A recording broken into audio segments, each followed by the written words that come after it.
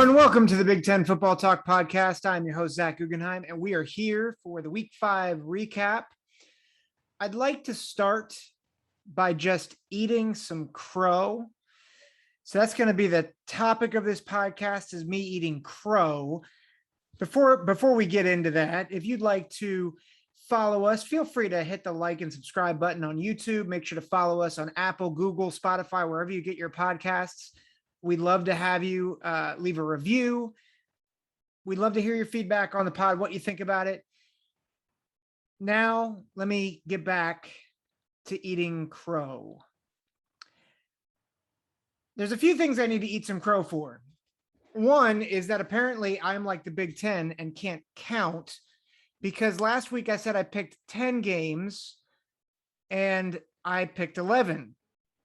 Guess it's not nearly as bad as the Big Ten having 14 teams in it, but still I have the same problem that the conference does. My bad.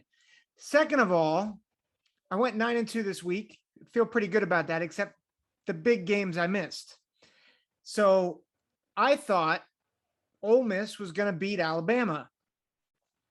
I should have known better, especially when Lane Kiffin decided to say, get your popcorn ready, because clearly he did not get his popcorn ready. Oh boy, that was bad. That was rough. I was clearly wrong about Ole Miss beating Alabama. And I was wrong about Notre Dame beating Cincinnati. Cincinnati played really well. Desmond Ridder was good. I don't think he was really, really great. I don't think he's a Heisman guy right now, but he made some real good throws. I was really impressed with their one receiver, Alec Pierce. Bearcats are a really good football team. And I think we knew that. I think we knew that they were a good football team. I thought that Notre Dame would put up a better fight. I still think they have the more talented pieces, but ultimately the Bearcats are the better team right now. Desmond Ridder was great. Ford was great at running back. The defense turned them over. They had the big pick in the first quarter on the opening drive of Jack Cohn. And there's some real quarterback questions with Notre Dame. You know, is Jack Cohn the guy moving forward, or are they going to go with one of their other guys? I think it was Pine who came in relief and played okay. I think he went 8 of 22. So it wasn't like he lit the world on fire, but he did throw a touchdown pass. And I think he ran one in for a touchdown as well. I thought he played decently, but Notre Dame has some work to do. And I think Cincinnati, you know, there's going to be a lot of questions about the playoff for them moving forward. Later this week, we're going to talk more about that. But we'll get to that later. The other 9 games, most of them I was not completely on the right track with. There are a few scores that really stood out to me, and I'm gonna go through that in a minute. One was the Iowa-Maryland game. I thought that Maryland would. I don't think they were going to keep it close, but I certainly didn't think that Tagovailoa was going to get picked off 5 times. That was a disaster for the Terrapins. And to be honest, it's kind of been their MO, is that they have a good start and then they run up against a power team and you think maybe the Terps are going to do something, and then they get hit in the mouth. And so I wasn't surprised that Iowa won convincingly. I was very surprised by the final score and how ineffective Maryland's offense is. Also, it looks like Dante Demas is going to be out for a good chunk of time. That's a huge blow for that offense. So I don't know what that's going to mean moving forward for the Terps. That's going to be really tough for them to overcome. Illinois beat Charlotte. I think it was a 10-point margin. I picked it 7-point margin. Good for Bielema. Good for the Fighting Illini. Michigan State had a convincing win. I think the score was in 40s to the 30s. I didn't get a chance to look at the score before starting the podcast, but I know it was a sizable win, which I thought it would be. Ohio State Rutgers. I was at this game, and I remember thinking this is going to be a tough game. And then 2 plays into Ohio State's first possession, Travion Henderson runs it in for a 44-yard touchdown. 2 plays later, Denzel Burke gets a pick six. And I was like, oh, this is going to be a typical Ohio State Rutgers game, which is they always run them off the field. So I was impressed by Ohio State. I was surprised by Rutgers. I don't know how much to take away from it because I thought Rutgers was improved, but I'm just not sure just how improved they are. Ohio State's starting to put some things together though. And again, it's Akron and Rutgers, but with Akron and Rutgers, they have held those 2 teams to 20 points total, that's a big deal for them because they couldn't stop a fly beforehand. So that was a big win in terms of margin of victory for Ohio State. They controlled the whole game, start to finish. Minnesota, Purdue. I got this one pretty much right. Minnesota 20, Purdue 13. I had it a 4-point margin at 20-16. Purdue, I just think they had too many injuries. David Bell did come back. He had a big game, but Aiden O'Connell was in place of Jack Plummer. And it's just clear Purdue just does not have a lot of depth. And Minnesota got up for this game. So not really sure what to make of either of these teams at this point. Minnesota is 3-2. Are they 3-2 or 3-3? I think they're 3-2. They've lost to Bowling Green and Ohio State. And they've beaten Miami of Ohio, Colorado, and now Purdue. Purdue also 3-2 with losses to Notre Dame and Minnesota now. Nebraska at Northwestern, or no, sorry, it was Northwestern at Nebraska. This was a beatdown. And to be honest, I'm very intrigued by the Cornhuskers. I have said many times that I don't trust Scott Frost, but I'm starting to think he might be able to save his job. And I'm going to talk about that a little later in the podcast. But it was a utter beatdown of the Wildcats. And again, the Wildcats are not very good. I have them the worst team in the Big Ten right now. Georgia, Arkansas, I thought this was going to be a game. It was never a game. And again, Georgia's defense is nasty. Shut them out, shut down the running game. And listen, Arkansas has beaten good teams.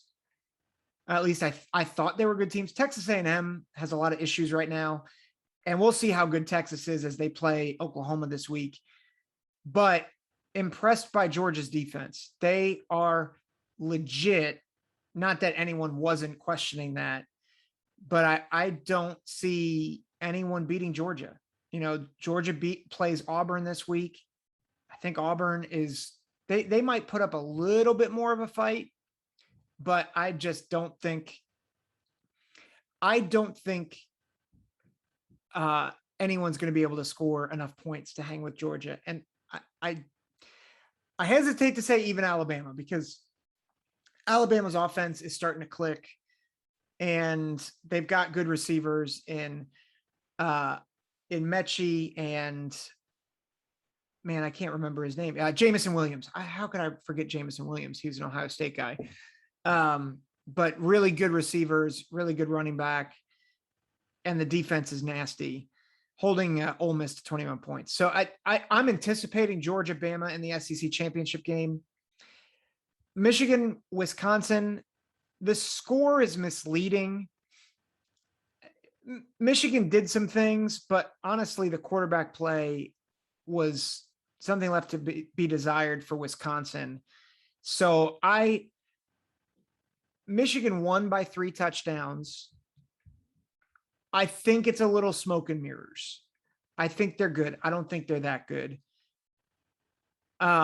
I'm excited and intrigued to see what Nebraska does as they host the Wolverines this week.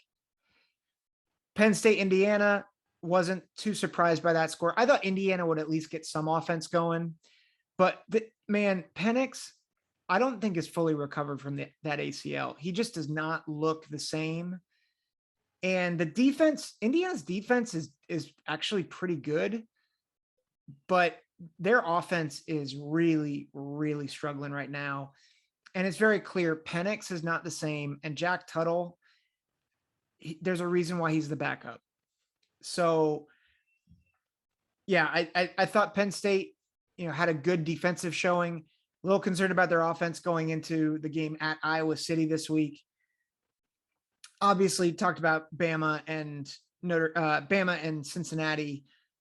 Was completely wrong on those games. But again, I went 9-2, so I'm 53-11 for the season.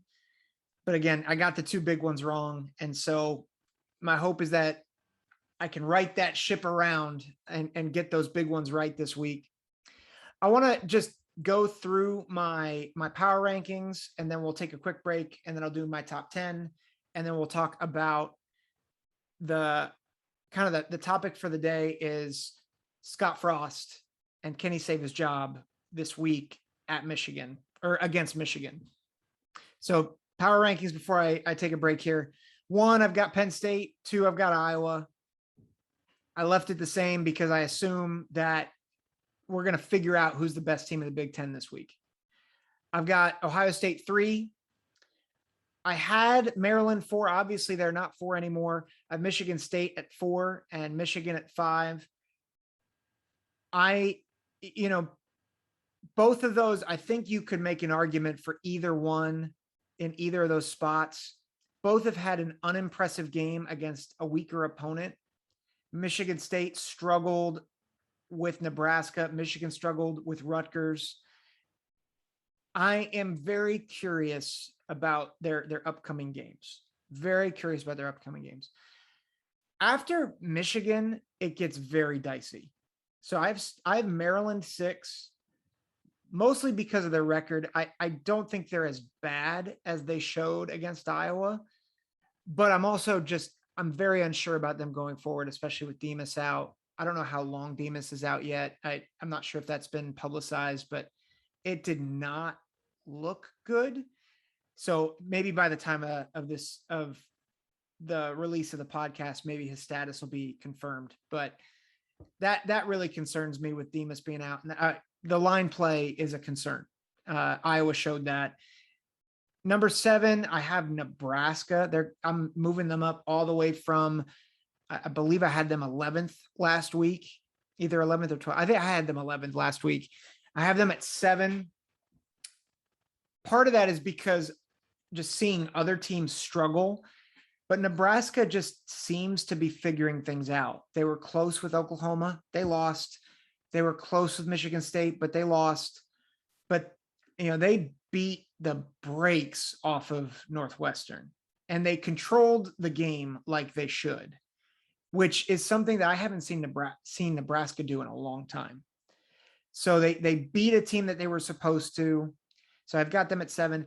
I have Rutgers at 8. And again, I'm kind of banking on some of their earlier success, but I could see them free falling. Curious about the injury to Bo Melton to see if he's going to be okay, because he's their best receiver probably, and Aaron Cruikshank is their most explosive guy. He had a great play against Ohio State last week. So Rutgers at 8, Indiana 9. Their offense is just not very good right now. Same thing with Wisconsin. I have them at 10. Minnesota at 11, Purdue at 12, Illinois 13, and then Northwestern rounding out at 14. Listen, it's hard for me to rank Minnesota above Purdue, Illinois, and Northwestern, but the reality is they only have 2 losses. They beat Purdue head to head. And I can't put any of those, I can't move them any higher, though, despite the fact that I'm tempted to move Indiana and Wisconsin lower. The reality is, I think this week showed that in the Big Ten that there is a clear hierarchy, that it's Penn State through Michigan 1 through 5, and then a clear drop off. between 6 through 14. And I think the bottom 9 teams can make some headway. I think they can do that this week. Maryland plays at Ohio State. Nebraska plays Michigan. But I'm not sure I have any desire to move anybody up or anybody out of that top 5 for any of the other teams unless someone has a major upset. Rutgers hosts Michigan State this week, so curious about that game. But at this point, I don't see an entry point into the top 5 of the Big Ten unless if they beat one of those teams. They've just Penn State, Iowa, Ohio State, Michigan have all proven that they are the cream of the crop right now. So that's my Big Ten power rankings. I'm going to take a quick break, and then we will be back with more of the Big Ten Football Talk podcast. Welcome back to the Big Ten Football Talk podcast. We are going to talk about the national top 10, and then I'm going to give you my thoughts on Scott Frost and why I think, despite the fact that I keep saying he should be fired, he might end up saving his job. First, the top 10. The top 2 are so obvious. And quite honestly, until I see anything remotely close to their talent level, it should be 1A and 1B, and then a very clear drop off for 3 through 10. And that's Georgia and Alabama. I've got Georgia slightly ahead of Alabama. So Georgia 1, Alabama 2. I have Penn State at 3 and Iowa at 4. And obviously that game is going to determine the number 3 team in the country for me. Oklahoma, I have at 5. Oregon, I have at 6. Cincinnati at 7. Ohio State 8. Let me just give a little rationale as to why Oklahoma hasn't lost, and they controlled the Kansas State game a little bit more than the score would indicate. I think Kansas State scored a touchdown with 1.5 minutes left. And that Kansas State team is decent, right? They beat Stanford. So I think Oklahoma is starting to figure some things out. Really curious to see if they can avoid upset with getting upset by Texas in the Red River rivalry game. Oregon at 6. I know they did not look good this week, and I honestly don't think they are better than Ohio State. I don't know if they're better than Cincinnati, quite honestly. But I have to respect the win at Columbus. And I know Ohio State is a different team now, and I'm going to talk about that in a minute. But as soon as you start saying, well, but the teams are different, so Oregon should be jettisoned out of the top 10, they should be out of there. Listen, I can't do that. Oregon beat Ohio State head-to-head. And I think until Oregon has more losses than Ohio State, I think they have to be ahead of Ohio State. So I have Oregon 6. And the reason why I have them over Cincinnati at 7 is because, quite honestly, even with the win at Notre Dame, I think Oregon's win over Ohio State is better than Cincinnati's win at Notre Dame. And quite honestly, Oregon was more dominant against Ohio State than Cincinnati was against Notre Dame. Notre Dame really shot themselves in the foot. I felt like Oregon controlled the Ohio State game from start to finish. And honestly, Ohio State was in desperation mode for most of that game. Notre Dame made it close in the fourth quarter. Cincinnati was able to put it away, but it was 17-0. Notre Dame scores. Cincinnati missed a couple field goals. So you can make an argument that Cincinnati controlled that game from start to finish, but Notre Dame screwed up in the red zone a couple times. I didn't feel like the game control was there quite like Oregon over Ohio State. And I just think Ohio State's a better opponent than Notre Dame. So Oregon 6, Cincinnati 7, Ohio State at 8. And here's where it gets murky, because I know Wolverine fans, they might call me a homer here. I've got Michigan State at number 9, and I have Kentucky at 10, with Michigan just outside of the top 10. And part of the reason why I don't have Michigan in there, and I do have Michigan State, and I have Kentucky, is for a couple reasons. One is Kentucky just beat Florida, and I got to give props there. And Michigan State, to me, is just a little bit more of a complete team. Now, I would not be surprised at all if Michigan beats Michigan State later in the season. But I think Michigan State's running game is a hair better. I know Miami just lost another game, but I do think that's better than anything Michigan played in the non-conference. And the win at Wisconsin, I don't know. It's, again, they won by 3 touchdowns, but I felt like a lot of that was Wisconsin shooting themselves in the foot. I mean, Wisconsin, I felt in a lot of ways, it felt similar to Notre Dame, Wisconsin, except it was played out over more time. And so Notre Dame jumped on a lot of mistakes late in that game, whereas Michigan jumped on a lot of mistakes in the second half of that game. And so I'm not so sure that Michigan is that much better than Wisconsin. I just think Wisconsin they threw a lot of picks. They had a backup come in, and there's a reason why he was backing up Graham Mertz, and Graham Mertz wasn't that great to begin with. So I am skeptical about Michigan. I wouldn't say I'm skeptical about them. I think they're a good team. I just think Michigan State is a hair better right now than Michigan, and I think Kentucky has proved more than Michigan. So that's why I have Michigan outside of my top 10 right now. I think my tune will change with how Michigan State plays Rutgers and how Michigan plays Nebraska this week, which brings me into my main topic, my main takeaway is I think this week could be a pivotal moment for Scott Frost. Now, I'm not picking this yet. You're going to have to tune into my picks to get what I really think about the Nebraska-Michigan game. But Nebraska has been close 2 of the last 3 weeks. They almost beat Oklahoma. They almost beat Michigan State.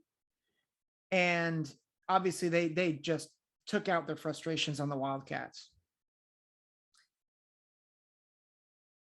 I am very curious to see if they bring that momentum in against a Michigan team that I don't think has played a dynamic quarterback. And Adrian Martinez, he is inconsistent, but he can run. He can throw the ball. Nebraska has some receivers. Toure has been really, really good for them. They have some decent backs. Their defense is starting to play some really good ball. And I'm not sure Michigan will be able to deal with a quarterback who can actually make them pay on the back end. Now, I think Michigan's defense is really, really good. I was surprised by how Michigan State struggled with Nebraska. Someone said, I think Nebraska is going to upset the Spartans. And I'm like, I don't know what you've been watching, but listen, Nebraska has shot themselves in the foot the past 3 weeks, particularly Oklahoma and Michigan State. I wonder if Nebraska, if they can get up ahead enough against Michigan, if they can keep themselves from shooting themselves in the foot because they're ahead by so much. Now, I'm not picking that yet, but here's the thing. If Nebraska beats Michigan, I think that will signal a change where they might stick with Scott Frost later than I thought they would. And here's why. They're currently 3-3. The only other team on their schedule that I think has a chance to really beat them is Ohio State. Because if you look at their schedule, who they play, well, and Iowa, they play Ohio State and they play Iowa. So Ohio State and Iowa, those are probably 2 losses. Probably. But if Scott Frost can start building momentum, he's got to play. He's got to play Michigan this week. He's got to play Ohio State in November. But then if you look at who else they have to play Purdue, and they're struggling with injuries. They have to play Minnesota. Minnesota has struggled. They have to play Wisconsin. Like, those are 3 wins. Like, you have to think those are 3 wins. And then they play Iowa and Ohio State, and then Michigan. If they can beat Michigan, there's a possibility to at least get to 7-5. They get to a bowl, but more importantly, they show marked improvement from week 1 to week 6, and hopefully to the end of the season, where they're starting to compete with the big boys in the conference. Remember, the last few times they have competed with the big boys of the conference, Ohio State smoked them, Penn State smoked them, Iowa has smoked them multiple times, Wisconsin smoked them multiple times. If they can start competing and being more competitive and winning some of those games, it shows Nebraska and the Nebraska AD, Trev Alberts, hey, maybe we can win this with this guy. Maybe this guy is changing the culture. Maybe we can recruit. Maybe we can start piling up some wins to win the West. Because here's the reality. If they can beat Michigan, they could probably start competing for the West Division. Because quite honestly, outside of Iowa, the West is a disaster right now. Some of that's not anyone's fault. Northwestern has a down year. Okay, that happens. Wisconsin looks hapless right now. That probably will change a little bit. But if Nebraska can win and beat Michigan, be competitive with Iowa, be competitive with Ohio State, I think that could change the tide of public perception for Scott Frost, and that could save him his job. And not only will it save him his job, I think it'll start to build momentum for better recruiting, which will mean that Nebraska can really start to be at the top of that division. And if Nebraska can start recruiting at a national level again, I don't think they'll maybe ever get back to where they once were, where they won 3 national championships in the 90s. But I think they can get to the top of the West pretty easily. Now, I'm not saying that's going to happen, but what I'm saying is there's a pathway this week for Scott Frost to save his job. And if he can do that, that is going to be a dangerous prospect, I think, for the rest of the Big Ten West. One thing to note, again, I'm not calling this, but it does frighten me, especially as an Ohio State fan.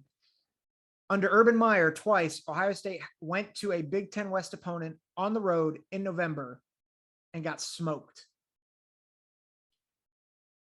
Nebraska has the capability of doing that. They have talent. They have a quarterback that could get hot. And Ohio State has a defense that can be exploited. So all I'm saying is, let's see what happens. Let's see what happens with Scott Frost. Let's see what happens with Nebraska. I hope that Nebraska becomes relevant again. So, but we'll see. We'll see. I'll give you my pick on that game and more on Thursday. Just a couple of programming notes, and I'll mention this again on the Thursday pod. My hope is next week to do 3 podcasts. One, a week 6 recap, midseason recap, and then a top a pick video. So that's it for Big Ten football talk. So long, and God bless.